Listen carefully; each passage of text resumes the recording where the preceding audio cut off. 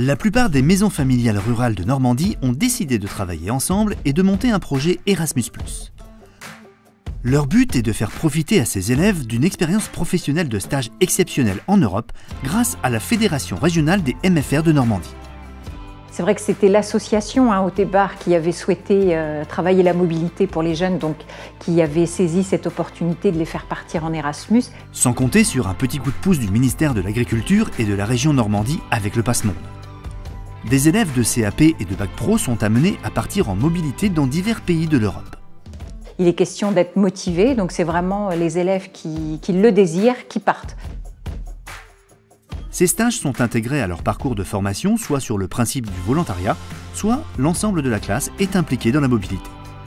Ma motivation, c'est de découvrir les cultures là-bas, la diversité. La découverte d'un nouveau milieu professionnel. Ce qui m'intéresse aussi, c'est de rencontrer des gens. Améliorer mon niveau d'anglais. J'aimerais partager les façons de faire, de travailler. Et puis découvrir d'autres cultures, voyager.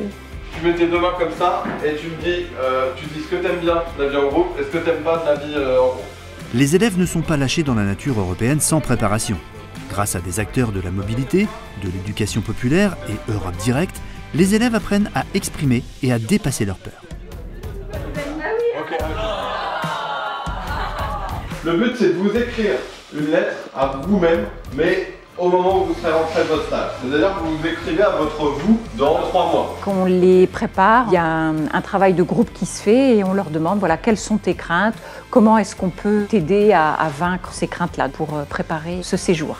Ma plus grosse crainte surtout, ça va être, je pense, la barrière de la langue. Prendre l'avion fait partie de mes craintes. J'ai peur de ne pas être comprise à cause de la langue et donc de mal faire. Ça me fait un peu stresser. Ma mère, elle a un peu peur que je parte, mais je vais au feeling, on va dire. Ils prennent aussi conscience de leur citoyenneté européenne. Après 2 séances de préparation au stage, ils sont prêts pour la grande aventure. Je pense qu'il faudra quelques jours avant que je prenne mes repères. Et après, ça ira beaucoup mieux.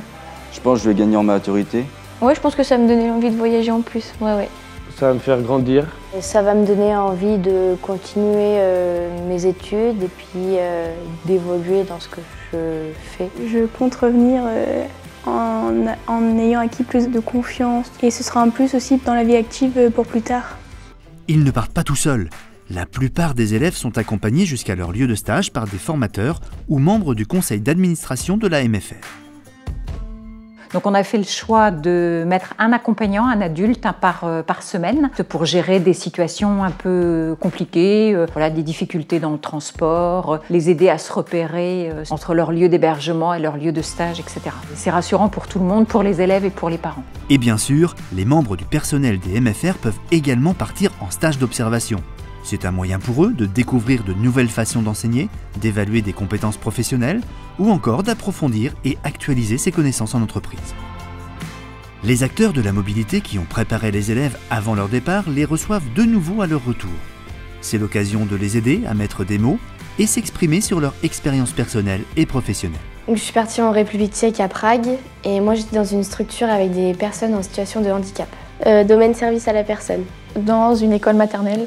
J'étais dans une ferme pédagogique. On les retrouve avec une banane assez forte. Ils sont fiers de l'exercice qu'ils ont vécu. Ils ont acquis de l'autonomie. Ils ont développé une aisance à parler, à aller vers l'autre. Je suis revenue un peu plus mature. J'ai pris plus de confiance en moi déjà. Plus autonome, je dirais, surtout.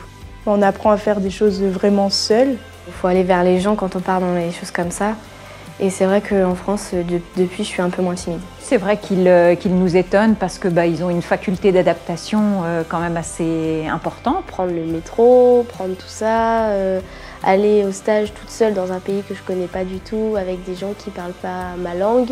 On était tous ensemble dans un appartement. C'était une appréhension aussi parce qu'on se connaissait pas plus que ça. Donc comme ça, on a pu apprendre à se connaître. Partir si loin de ma famille, tout ça, c'était pas forcément évident. Mais ils étaient fiers et tout ça, ils étaient fiers de moi. C'est impressionnant de voir comment les élèves ont réussi à se dépasser. Et c'est également vrai pour le personnel parti en stage d'observation. Si je pouvais y retourner demain, j'y retournerais. Et j'en garde un très très bon souvenir. C'était une belle expérience. À refaire sans hésiter. Et vous, quand est-ce que vous partez ?